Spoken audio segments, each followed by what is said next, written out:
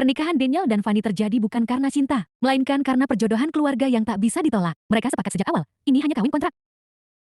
Tinggal bersama, berpura-pura bahagia di depan keluarga, lalu berpisah ketika urusan selesai. Namun, hidup serumah membuat segalanya jauh dari kata tenang. Setiap hari rumah mereka seperti arena perang kecil. Masalah sepele bisa berubah jadi ribut panjang. Handuk yang digantung sembarangan, kopi yang dihabiskan tanpa izin, berebut remote TV. Semuanya cukup untuk membuat Fanny sewot. Dan yang paling menyebalkan, Daniel sering sengaja memancing amarahnya. Daniel, kamu sengaja? Ya, bentak Fanny suatu pagi. Daniel hanya nyengir santai. Enggak, aku cuma pengen lihat kamu marah. Suatu sore, setelah ribut panjang hanya karena Daniel menghabiskan camilan favoritnya, Fanny akhirnya bertanya dengan suara bergetar. Kenapa sih kamu sering banget bikin aku marah? Namun Daniel justru tertawarnya. Tawa yang entah kenapa selalu membuat Fanny makin kesal sekaligus anehnya hangat. Hari demi hari berlalu, pertengkaran mereka berkurang, berubah jadi candaan. Fanny mulai menyadari sesuatu yang mengganggu. Ia mulai rindu jika Daniel tak ada di rumah. Rindu pada suara langkahnya, pada usilnya, bahkan pada hal-hal yang dulu membuatnya marah. Namun gengsi Fanny terlalu tinggi untuk mengakui. Daniel pun sama. Ia mulai terbiasa memperhatikan Fanny. Cara Fanny mengerutkan dahi saat kesal. Caranya diam saat sedih. Tapi ia mengira itu hanya kebiasaan, bukan perasaan. Suatu malam,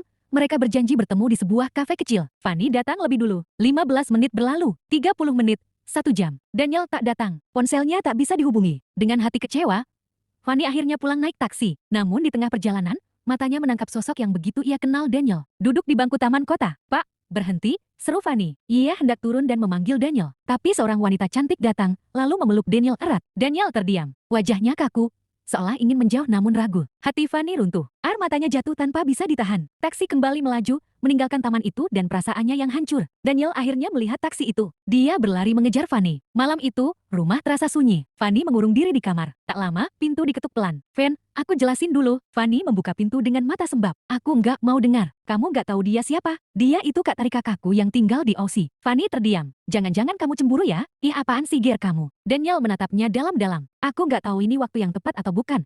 Tapi saat ini aku yakin, aku mau kamu benar-benar menjadi istriku seutuhnya. Aku gak mau kehilangan kamu waktu kamu pergi. Saat itu aku sadar aku takut kehilangan kamu. Fanny hanya mengangguk sambil menangis. Malam itu, kontrak tak pernah lagi dibicarakan. Yang tersisa hanyalah 2 orang yang akhirnya jujur pada perasaannya sendiri.